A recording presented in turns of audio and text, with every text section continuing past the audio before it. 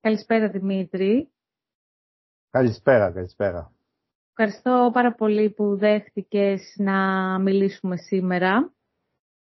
Εγώ ευχαριστώ που είναι ευκαιρία να μιλήσουμε για τους ηττημένους νικητές. Έτσι.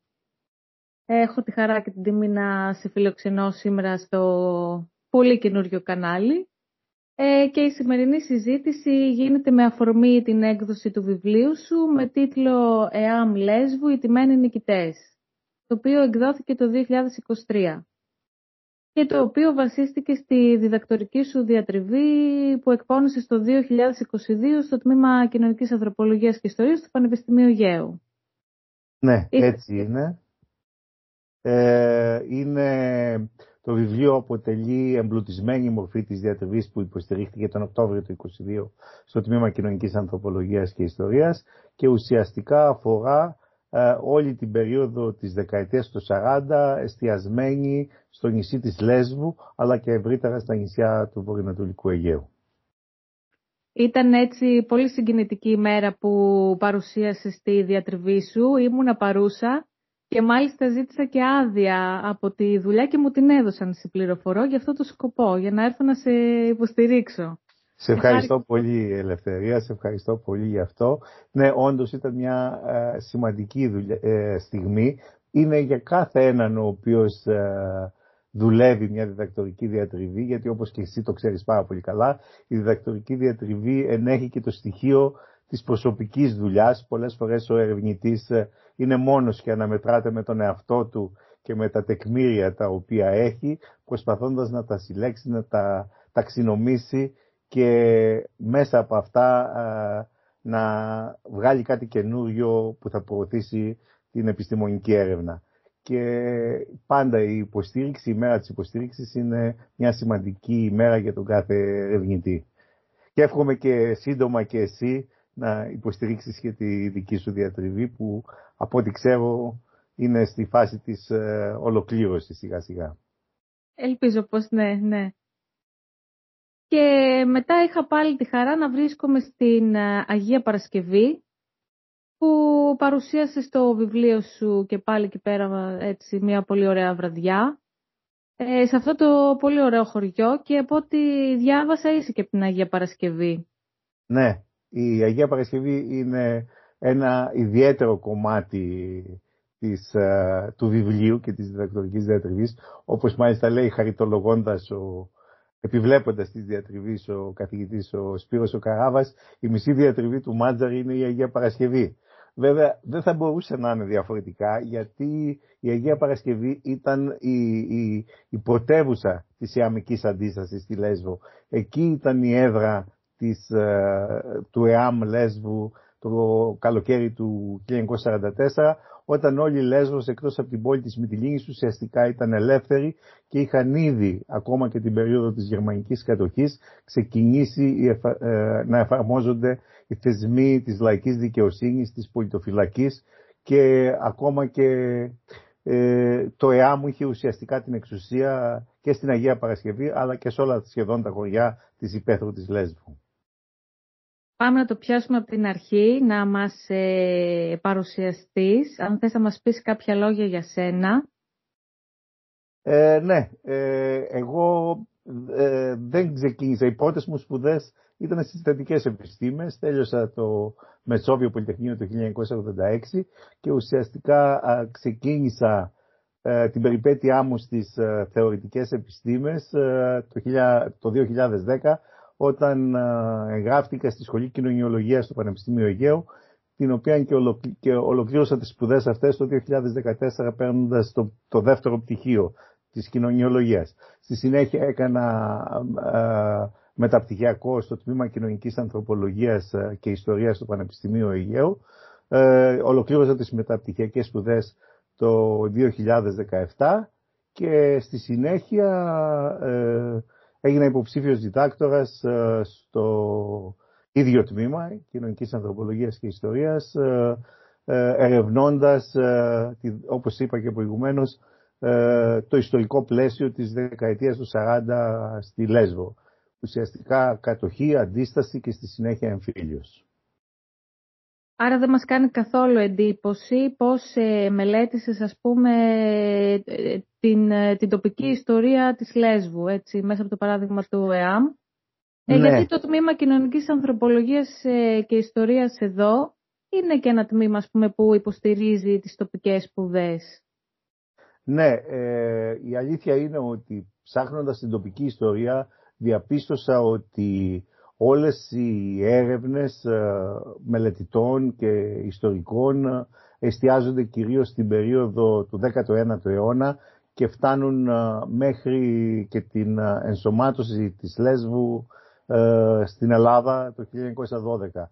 Ουσιαστικά δηλαδή, και μερικές φτάνουν μέχρι το Μεσοπόλεμο. Ουσιαστικά δεν υπήρχαν δουλειές ερευνητικές που αφορούν κρίσιμες δεκαετίες όπως αυτές του 30 και κυρίως η δεκαετία του 40, η οποία έχει πολλές ιδιαιτερότητες, παρουσιάζει πολλές ιδιαιτερότητες στο νησί. Αυτό ήταν ένα κίνητρο, συν τα προσωπικά κίνητρα που είχαν να κάνουν με τις οικογενειακές ιστορίες που όλοι μας έχουμε σε σχέση με την περίοδο αυτή, που ήταν ένα έξτρα κίνητρο για μένα να ασχοληθώ με αυτή την περίοδο. Γιατί συνήθως την τοπική ιστορία δεν την μελετάνε ιστορικοί, τη μελετάνε κάποιοι άλλοι, ας πούμε, που ενδιαφέρονται έτσι. Ναι, αυτό είναι αλήθεια και η δουλειά που κάνουν αυτοί οι άνθρωποι, οι οποίοι δεν είναι ιστορικοί, αλλά θα τους ονομάζουν ιστοριοδίβες, είναι πάρα πολύ σημαντική, διότι συγκεντρώνουν υλικό που διαφορετικά θα είχε χαθεί. Βέβαια, επειδή δεν έχουν ιστορικές σπουδές οι άνθρωποι, δεν είναι σε θέση να αξιολογήσουν και να τεκμηριώσουν το υλικό όπως κάνει ένας ιστορικός. Παρ' όλα αυτά όμως, είναι πολύτιμη η συμβολή τους στην ανάδειξη της τοπικής ιστορίας. Διότι, όπως σας είπα, βρίσκουν τεκμήρια, αρχεία, τα διατηρούν από προσωπικές συλλογές και αυτά στη συνέχεια αποτελούν πολύτιμα αρχεία για τη διαρεύνηση της περίοδου. Δεν σας κρύβω ότι στη διάρκεια της έρευνάς μου, αυτά τα 4-5 χρόνια που έκανα την έρευνα, ήταν πολύ σημαντική η συμβολή αυτών των ανθρώπων, οι οποίοι διέσωσαν και ανέδειξαν υλικό που το χρησιμοποίησα στη διατριβή μου και διαφορετικά δεν θα μπορούσα να το βρω. Υπήρχαν, ας πούμε, συνεντεύξεις από πρωταγωνιστές της περίοδου παρμένες σε κασέτες στο τέλος της δεκαετίας του 80.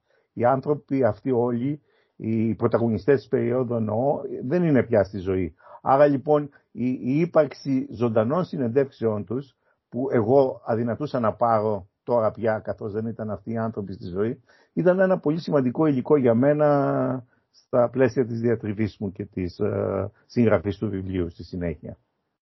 Αυτές τις κασέτες πού τις βρήκες? Αυτές τις κασέτες τις είχαν άνθρωποι οι οποίοι τις συγκέντρωσαν από συνεντεύξεις που πήραν οι ίδιοι με δική τους πρωτοβουλία από πρωταγωνιστές της περίοδου στη δεκαετία του 80. Κυρίως δηλαδή από ανθρώπους που ήταν στελέχη του ΕΑΜ στην περίοδο της κατοχής ή στη συνέχεια αντάρτες του Δημοκρατικού Στρατού. Και οι οποίοι ήταν μεταγενέστερες αφηγήσεις τους από την περίοδο αυτή που δόθηκαν, όπως σας είπα, στη δεκαετία του 80. Οι άνθρωποι αυτοί πέθαναν, αλλά οι μαρτυρίες τους έμειναν και αυτές οι μαρτυρίες αξιοποιήθηκαν στη συνέχεια στην ιστορική έρευνα που έκανα. Τη δεκαετία του 80, μια δεκαετία που δεν μπορούσαν ακόμα να ασχοληθούν με την κατοχή, με τον εμφύλιο και ούτε υπήρχε και η προφορική ιστορία για να έχουν μια μεθοδολογία, ας πούμε, για το πώς θα πάρουν τις συνεντεύξεις. Πολύ δύσκολο, ας πούμε, αλλά όχι ακατόρθωτο. Η δεκαετία του 80 ήταν μια δεκαετία, θα έλεγε κανένας, όπου η αναγνώριση της εθνικής αντίστασης και το γεγονός ότι αυτός ο νόμος της αναγνώρισης της εθνικής αντίστασης έφερε την νεαμική αντίσταση ισότιμη στη δημόσια συζήτηση, έδωσε τη δυνατότητα σε πολλούς ανθρώπους οι οποίοι είχαν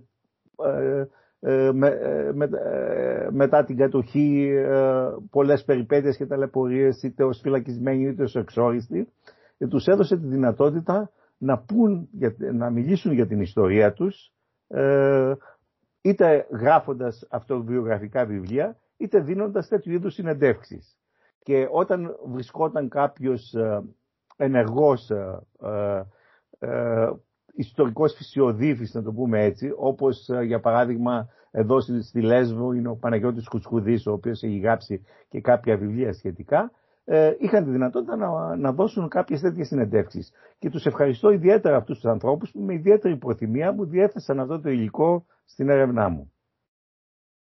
Ναι, γιατί τώρα αντιλαμβάνομαι ότι αυτοί οι άνθρωποι ενδεχομένως δεν θα είχε σωθεί η δικιά τους, ας πούμε, ιστορία, αν δεν υπήρχαν τέτοιοι άνθρωποι σαν τον Κουτσκουδή κτλ. Και το Γιώργο το Γαλέτσα, που είναι άλλος ένας άνθρωπος που ασχολείται και κάνει αυτή τη δουλειά, και είναι πάρα πολύ σημαντικό, δηλαδή ουσιαστικά διέσωσαν την ιστορική μνήμη της περίοδου με αυτή τη δουλειά που κάνανε οι άνθρωποι αυτοί. Και είναι και, αν θέλετε, και τώρα που υπάρχει και η προφορική ιστορία, είναι ένα στοιχείο που, εντάξει, μπορεί να μην τηρούσαν τότε, όπως είπατε και εσείς, τις προδιαγραφές των συνεντεύξεων που τηρεί τώρα η προφορική ιστορία, αλλά σε κάθε περίπτωση είναι σημαντικό να υπάρχουν. Ναι, και μόνο που τους εντόπισαν και που μπόρεσαν να αντλήσουν αυτό το υλικό είναι πάρα πολύ σημαντικό και για τη δική μας μετέπειτα δουλειά. Εσύ, Δημήτρη, από πού άντλησες το υλικό πέρα από αυτές τις μαρτυρίες?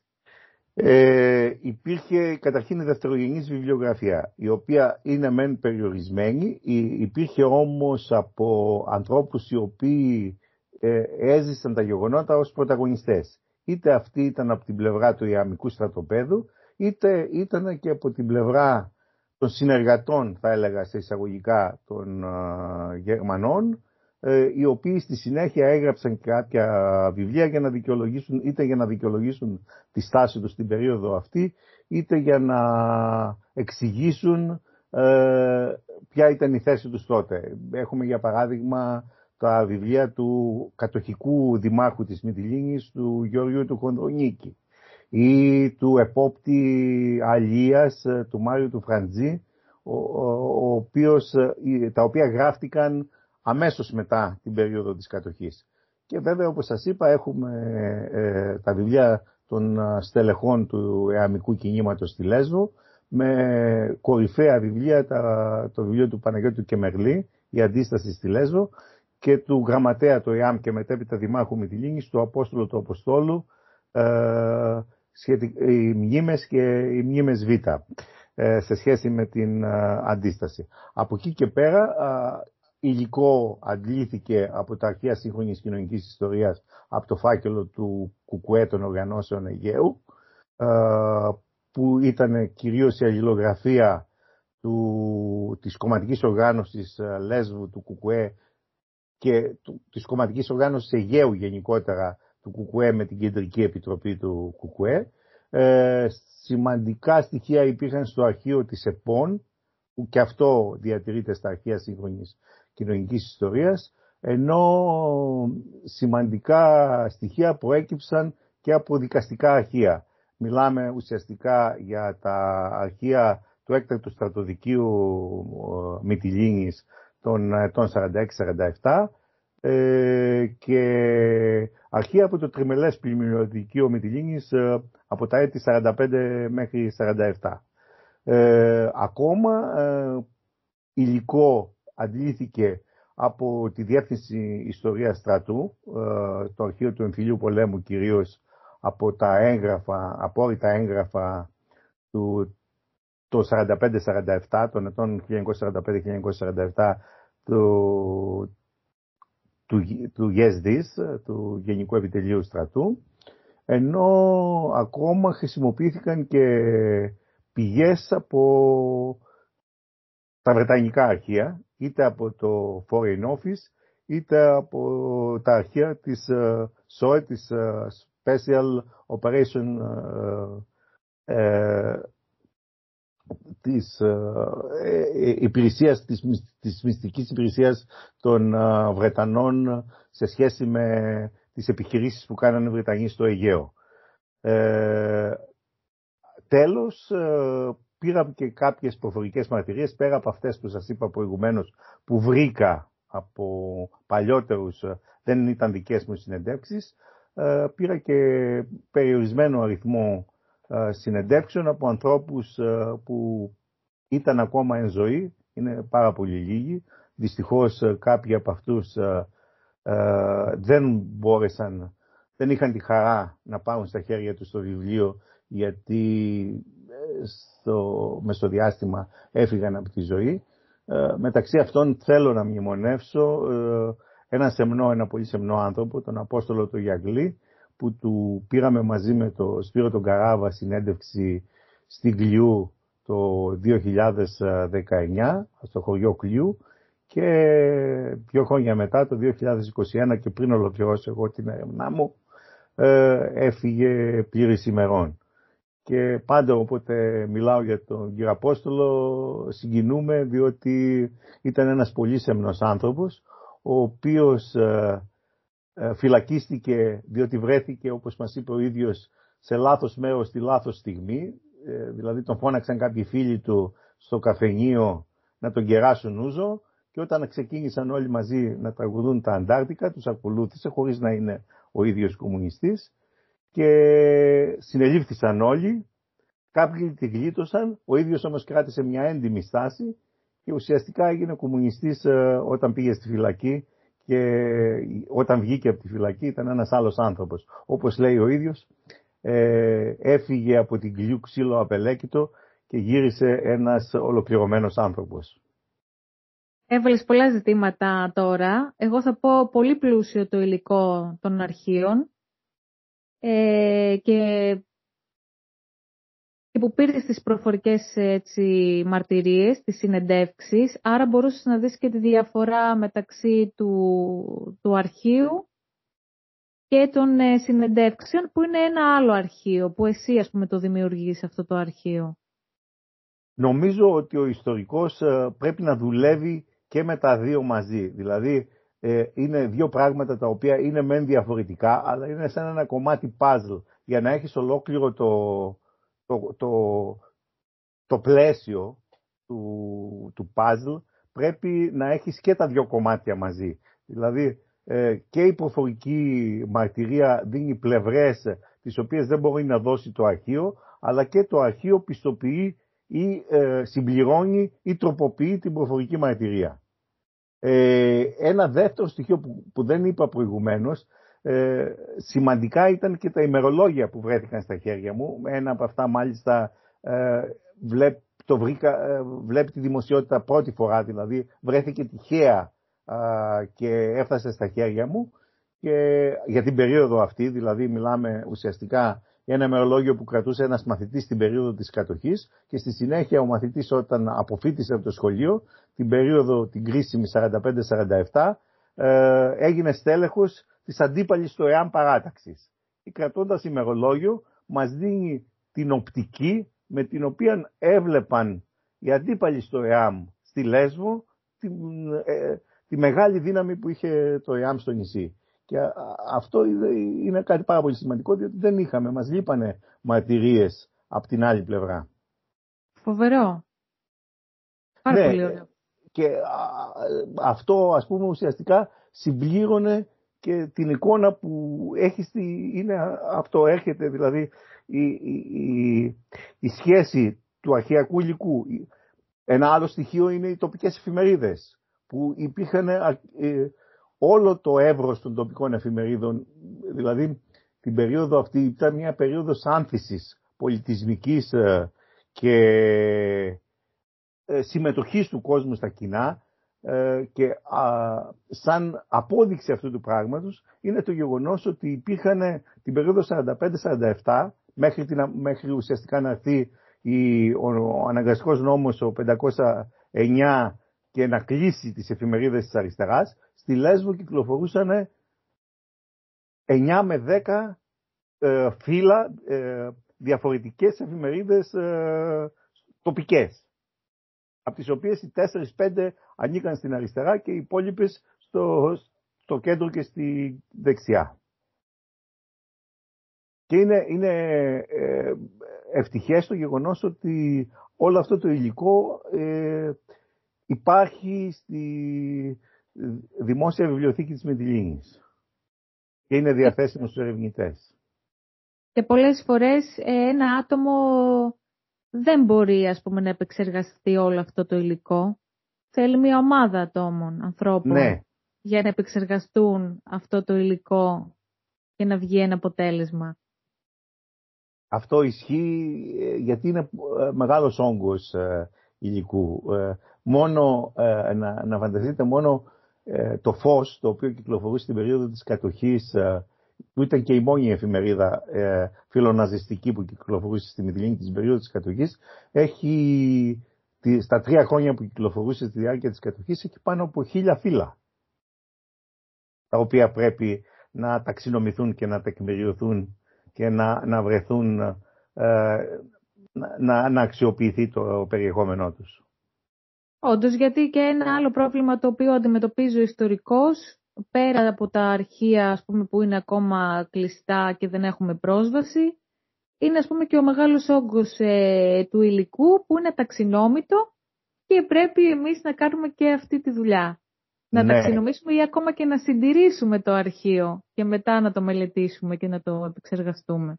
Μου έχει τύχει σε κοινότητα του νησιού που οι άνθρωποι με δέχτηκαν να έχω πρόσβαση στο αρχείο τους για να δω έγγραφα της περίοδου αυτής, επιστολές του πρόεδρου της κοινότητας, επιστολές του νομάρχη στον πρόεδρο της κοινότητας κτλ. Να έχουμε υλικό το οποίο ήταν μέσα σε μαύρες σακούλες, κονισμένο, που έπρεπε να το βγάλουμε, να το δούμε τι υλικό είναι, να το καταγράψουμε και μέσα από αυτό το υλικό να βρούμε τα 5-10 έγγραφα τα οποία μας είναι χρήσιμα στην τεκμηρίωση. Αλλά συμβαίνει αυτό το πράγμα. Ένα ακόμα που θέλω να προσθέσω σε αυτό είναι η πρόσβαση στα αρχεία. Όπως είπες και εσύ, υπάρχουν αρχεία τα οποία ήταν προσβάσιμα και κάποια τα οποία ακόμα δεν είναι προσβάσιμα. Για παράδειγμα, με τα δικαστικά αρχεία υπήρχε ένα πρόβλημα. Ενώ πέτυχα τη δυνατότητα να έχω τις αποφάσεις του έκτακτου στρατοδικείου της Μυτιλήνης 46-47, στη συνέχεια όταν προσπάθησα να έχω πρόσβαση στις αντίστοιχες αποφάσεις του τρίτου τμήματος του στρατοδικείου Αθηνών που είχε μεταβατική έδρα τη Μυτιλήνη για τις περιόδους 48-49-50, είχα μια τεράστια δυσκολία. Διότι εντωμεταξύ το αρχαιακό υλικό δεν ήταν προσβάσιμο στους μελετητές, υπήρχαν δυσκολίες, επικαλούνται προσωπικά δεδομένα, όλα αυτά είναι αυτή τη στιγμή στο στρατοδικείο Αθηνών, στην έδρα του στρατοδικείου Αθηνών και υπάρχει μια δυσκολία στην πρόσβαση σε αυτά. Αν και υπάρχει άποψη, επικρατεί ας πούμε η άποψη, την ακούω συχνά, ότι αμάν πια με αυτή τη δεκαετία του 40, τι άλλο θέλετε να μελετήσετε, να ερευνήσετε. Εγώ θα πω ότι έχουν μείνει πάρα πολλά ανεξερεύνητα, πάρα πολλές πλευρές. Πάρα πολλές παθογένειες της ελληνικής κοινωνίας οι οποίες φτάνουν μέχρι τις μέρες μας. Τώρα είναι στο δημόσιο διάλογο πολύ έντονα η εμπιστοσύνη της κοινωνίας απέναντι στους θεσμούς όπως είναι η δικαιοσύνη. Η δικαιοσύνη, και το αποδεικνύω στην έρευνά μου και στο βιβλίο, τη δεκαετία του 40, ιδιαίτερα μετά τη Συμφωνία της Βάρκηζας, έπαιξε πάρα πολύ σημαντικό ρόλο. Ήταν ένα εργαλείο το οποίο χρησιμοποιήθηκε ουσιαστικά για τον εκτοπισμό του ΕΑΜ από την πολιτική ζωή του τόπου. Με πάρα πολλούς τρόπους. Η δικαιοσύνη δηλαδή ήταν ένα εργαλείο. Άρα λοιπόν η μελέτη του πώς εργαλειοποιήθηκε η δικαιοσύνη στα πλαίσια μιας παράταξης μας δίνει πάρα πολύ σημαντικά πράγματα για το σήμερα. Το δεύτερο στοιχείο είναι ότι κάποιοι οι οποίοι έπρεπε να τιμωρηθούν για τη στάση τους στην περίοδο της κατοχής, και μιλάω για το φαινόμενο του δοσυλλογισμού, δεν τιμωρήθηκαν. Και αυτό ως κοινωνία το σέρνουμε μέχρι και σήμερα. Δεν είναι τυχαίο δηλαδή η εκδοτική επιτυχία του βιβλίου του Μενέλαου του Χαραλαμπίδη για τους δοσύλλογους. Είναι εξαιρετικά σπάνιο ένα ιστορικό βιβλίο να έχει τέτοια απήχηση στο ευρύ κοινό. διότι όπως αντιλαμβάνεστε τα βιβλία, τα ιστορικά, απευθύνονται κυρίως στους ειδικούς, στους πανεπιστημιακούς, στους φοιτητές. Είναι πρώτη φορά που βιβλία τέτοιου είδους φεύγουν από τις πανεπιστημιακές αίθουσες και πάνε στα σπίτια του καθενός πολίτη. Και είναι πάρα πολύ σημαντικό αυτό, νομίζω, και για την ιστορία του τόπου, αλλά κυρίως και για πώς βλέπουμε το σήμερα. Και για τη δικαιοσύνη έχει βγει το βιβλίο «Η πολιτική λειτουργία της δικαιοσύνης», το συλλογικό από την κυρία Κόφα, τον Χάρη το Ραζάκο, τον Μαυρέλη και την Τζαβδάρα και την Τζίγκανου. Πάρα πολύ σημαντικό βιβλίο που εκεί μπορούμε να δούμε, ας πούμε, όλα αυτά τα νομοθετήματα που φτιάχνει το αστικό κράτος. Ναι, και τα οποία χρησιμοποιήθηκαν ως εργαλεία για τον αποκλεισμό της αριστεράς. Και την ταλαιπωρία και σε προσωπικό επίπεδο, δηλαδή σκέψου πόσες χιλιάδες άνθρωποι ταλαιπωρήθηκαν, πήγαν φυλακή, πήγαν εξορία, εκτελέστηκαν, μόνο και μόνο για τις ιδέες τους, με εργαλείο την αξιοποίηση της δικαιοσύνης. Και όπως ανέφερες πριν και εκείνο τον κύριο, ας πούμε, που δεν ήταν αριστερός, δεν ήταν κομμουνιστής, μόνο και μόνο επειδή βρέθηκε, ας πούμε, στο καφενείο, ας πούμε. Τι λάθος στιγμή και πήγε μαζί με τους φίλους του να τραγουδήσουν τα απαγορευμένα τραγούδια της Ιαμοκρατίας, συνελήφθη και επειδή ήταν έντιμος άνθρωπος, κράτησε μια στάση έντιμη.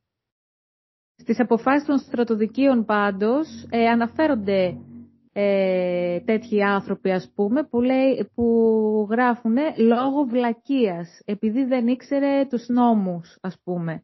Τραγουδούσε κομμουνιστικά συνθήματα, τραγούδια κτλ. Και δεν ήξερε τους νόμους. Οπότε λόγω βλακείας, εντός εισαγωγικών, τον φυλάκισαν.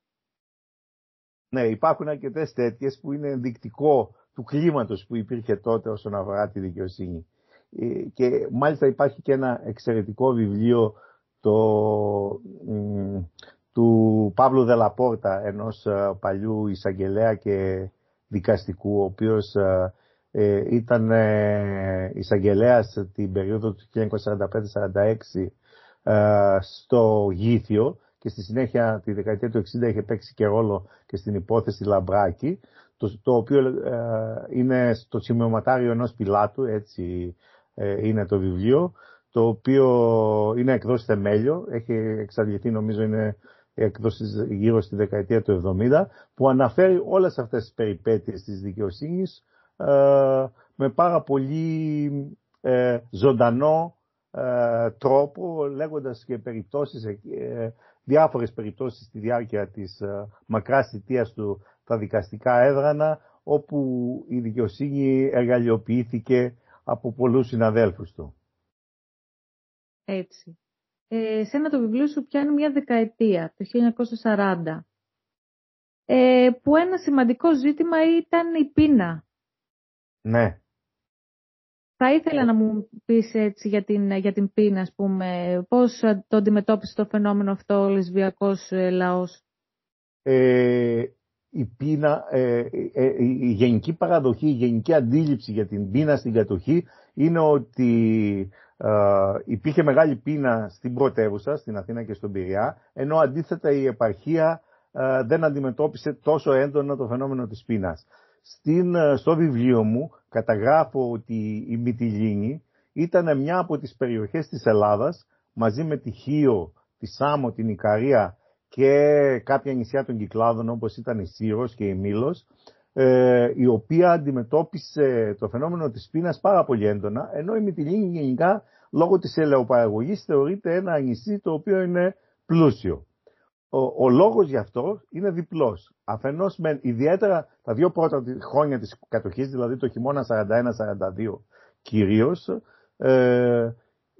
το φαινόμενο της πείνας ήταν πάρα πολύ έντονο και αυτό ήταν για δύο λόγους. Ο ένας είναι ότι οι Γερμανοί επίταξαν όλα τα λάδια του νησιού και άρα όλο το λάδι, 15-16 τόνους λαδιού που είχε η Μυτιλήνη, ουσιαστικά έφυγε από το νησί με προορισμό είτε τη Γερμανία είτε τα στρατεύματα των Γερμανών στα διάφορα μέτωπα, Και το δεύτερο, που δεν είναι και τόσο γνωστό, είναι ότι έπαιξε σημαντικό ρόλο ο ναυτικός αποκλεισμός που είχαν επιβάλει οι σύμμαχοι, οι Εγγλέζοι στη Μεσόγειο και στο Αιγαίο. Τι σήμαινε ναυτικός αποκλεισμός? Ότι οποιοδήποτε καράβι έφευγε από τα νησιά για να πάει στην υπηρετική Ελλάδα, είτε ήταν γερμανικό είτε ήταν καΐ και οτιδήποτε, για τους Εγγλέζους ήταν εχθρικό και έπρεπε να βυθιστεί. Διότι με αυτόν τον τρόπο ήθελαν να στριμώξουν, υποτίθεται, στα πλαίσια του πολέμου τους Γερμανούς. Αυτό, όπως καταλαβαίνετε, είχε μια τεράστια επίπτωση στον εφοδιασμό του νησιού με τρόφιμα. Το δεύτερο είναι ότι τα ψάρια, τα οποία θα μπορούσαν να είναι μια τροφή για τους Μυτιληνιούς, η αλία ελεγχόταν απόλυτα από τους Γερμανούς, οι οποίοι έλεγχαν και τις βενζίνες, διότι οι αναμότρατες και τα γρηγροί ήθελαν πετρέλαιο για να κινηθούν, και δεν τους έδινε τη δυνατότητα αυτή ο γερμανικός στρατός. Όλοι αυτοί οι λόγοι δημιούργησαν μια αφόρητη κατάσταση στη Μυτιλήνη, η οποία πλήρωσε βαρύ τίμημα. Οι υπολογισμοί που κάνω εγώ για τους ανθρώπους που πέθαναν από την πείνα, κυρίως ηλικιωμένοι και μικρά παιδιά, σε ένα πληθυσμό 140.000 κατοίκων είναι γύρω στους 5.000, που είναι ένας πολύ μεγάλος αριθμός, και η θνησιμότητα είναι, με βάση και τα επίσημα στατιστικά του Διεθνούς Ερυθρού Σταυρού, είναι 25% πάνω από τη θνησιμότητα που υπήρχε στην Αθήνα και τον Πειραιά. Βεβαίως, στη συνέχεια, μετά από πιέσεις της ελληνικής ομογένειας που έγιναν στην Αμερική, ο Τσόρτσιλ ήρε τον ναυτικό αποκλεισμό μερικώς στο Αιγαίο και έφτασαν οι πρώτες καραβιές με τη βοήθεια του Διεθνούς Ερυθρού Σταυρού το καλοκαίρι του 1942 στη Λέσβο, δίνοντας μια ανάσα στο χυμαζόμενο πληθυσμό. Ταυτόχρονα ρίχνοντας και τις τιμές, οι οποίες είχαν εκτοξευθεί στα ύψη από τη μαύρη αγορά. Η μαύρη αγορά ήταν ένα φαινόμενο το οποίο είχε εξαπλωθεί στη Λέσβο και έφερε κάποιους λίγους σε πλεονεκτική θέση από άποψη οικονομική. Δηλαδή κάποιοι εκμεταλλευόμενοι την κατάσταση πουλούσαν το λάδι στην υπηρετική Ελλάδα σε τιμές 8 και 10 φορές παραπάνω από το κανονικό. Ήταν λοιπόν ένας συνδυασμός γεγονότων που οδήγησε σε όλη αυτή την τραγική κατάσταση στο νησί, η οποία βελτιώθηκε, όπως σας είπα, από το καλοκαίρι του 1942 και μετά με την βοήθεια του ελληνικού ερυθρού, του Διεθνούς Ερυθρού Σταυρού. Το βιβλίο έχει πάρα πολλά σημαντικά στοιχεία, τα οποία δεν μπορούμε να τα συζητήσουμε όλα σήμερα. Θα ήθελα να μας πεις και για το Go Back, που ήρθε φέτος και ο κύριος Κουτσούμπας και μίλησε στο Δημοτικό Θέατρο, όχι φέτος, πέρυσι, το 2024, το Δεκέμβριο. Και έτσι είχε μια ομιλία για το περίφημο Go Back. Ναι, το Go Back έγινε γνωστό στον ελληνικό λαό περισσότερο από αυτό που είπε ο κύριος Τσίπρας όταν ήρθε στη Μυτιλήνη, και μάλιστα το είπε στη Μυτιλήνη ακριβώς λόγω του γεγονότος ότι το Go Back έχει αναφορά στη Μυτιλήνη. Σε μια ομιλία του προεκλογική είχε πει το περίφημο Go Back κυρία Μέρκελ και τα λοιπά, και ο πολλής κόσμος νομίζει ότι το Go Back το είπε ο κύριος Τσίπρας.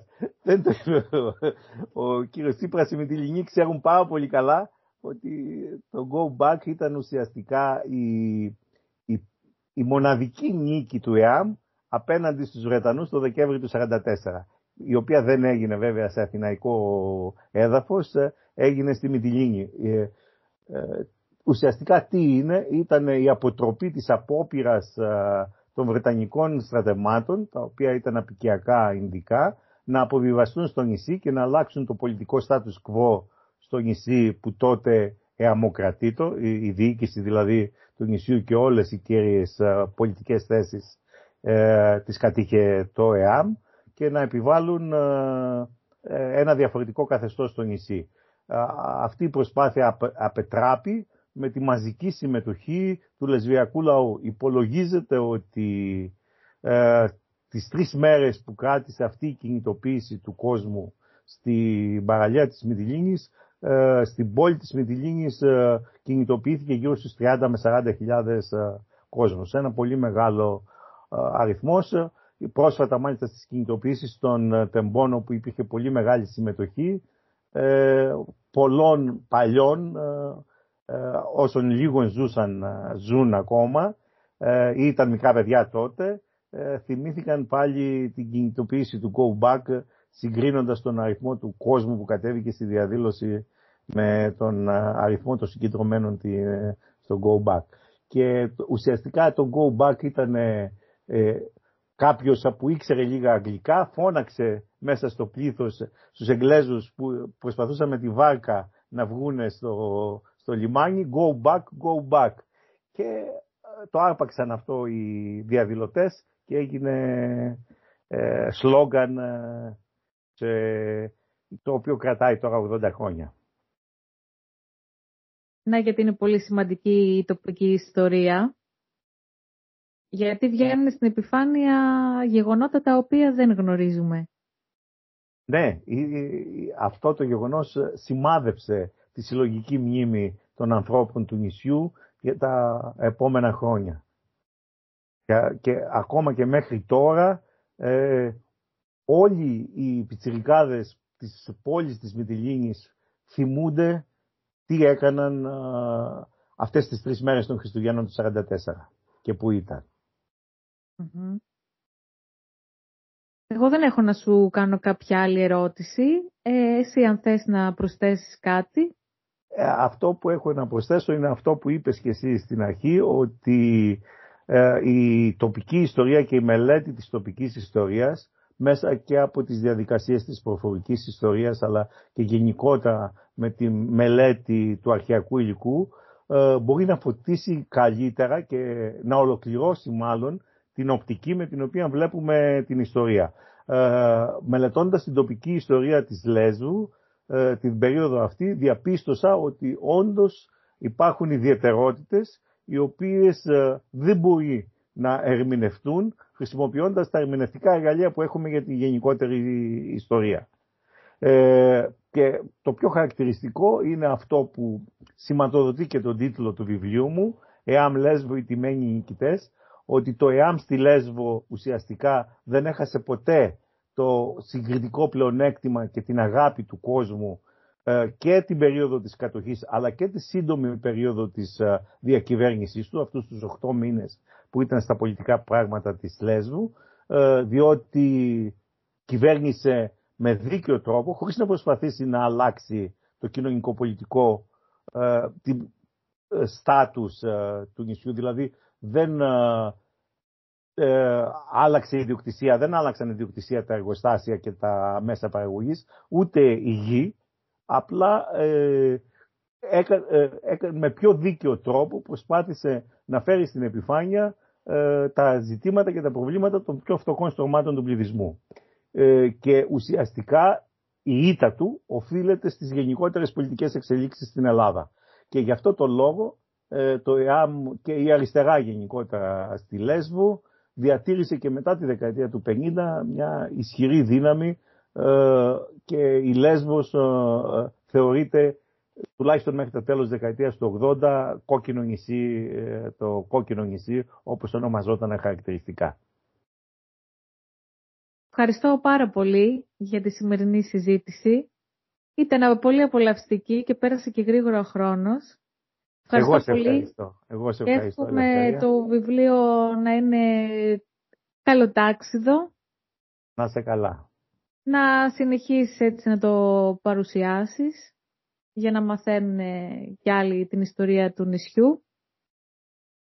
Να σε καλά.